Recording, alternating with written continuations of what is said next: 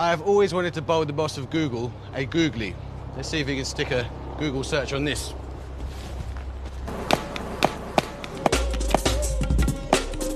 More than what your mind says, you need to kind of figure out what your heart is excited by.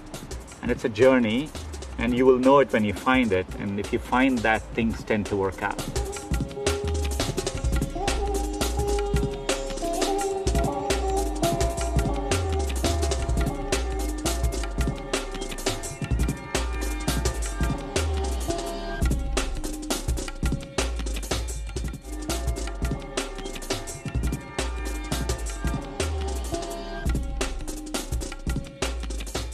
Sundar, So good to see you. it's very, very good to see you. How are you?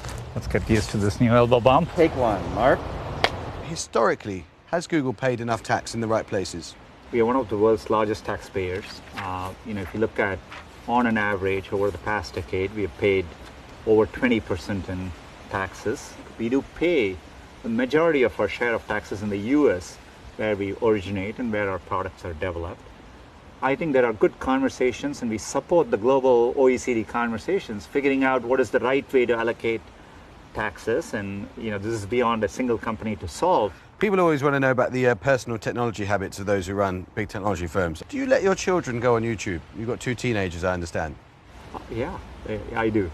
What's your policy on screen time for kids? I think this generation needs to learn to adapt to technology. It's going to be a big part of their life. So I've encouraged them to develop boundaries on their own, but I've approached it as a journey of personal responsibility.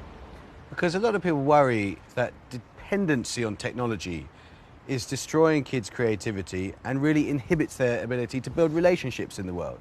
Look, I think we should worry, and I think I'm glad there are experts looking at areas like mental health and all that. But I would also say that throughout history, we've always been worried about technology. Okay, I'm going to end with some quick fire questions. These are vaguely fun. Is your Google Home speaker always switched on at home? Yeah, it is. Yeah, but it only listens when I address it, so I know that. How often do you change your passwords?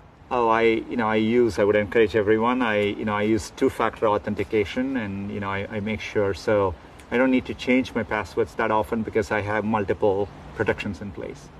How many phones do you have? I imagine you have 20.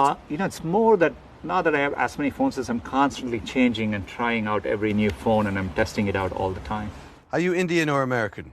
Well, I'm an American citizen, but India is deeply within me, and so it's a big part of who I am. Favorite sportsman?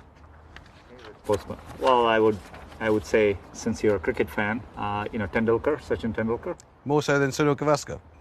Now you're making it very difficult for me. Dickens or Shakespeare? Dickens. Dickens? Larry or Sergey? Larry and Sergey, as I always say. Do you eat meat? I don't. Republican or Democrat? I keep my politics to myself. How often do you speak to Mark Zuckerberg? As and when there's no periodicity to it, as and when needed. Jeff Bezos is going into space. Would you?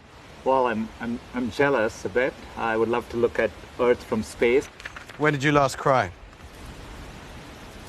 Oh, seeing the Mork trucks parked around the world through COVID and seeing what's happened in India. My final question. What advice would you give to someone from humble beginnings who wants to run a great company?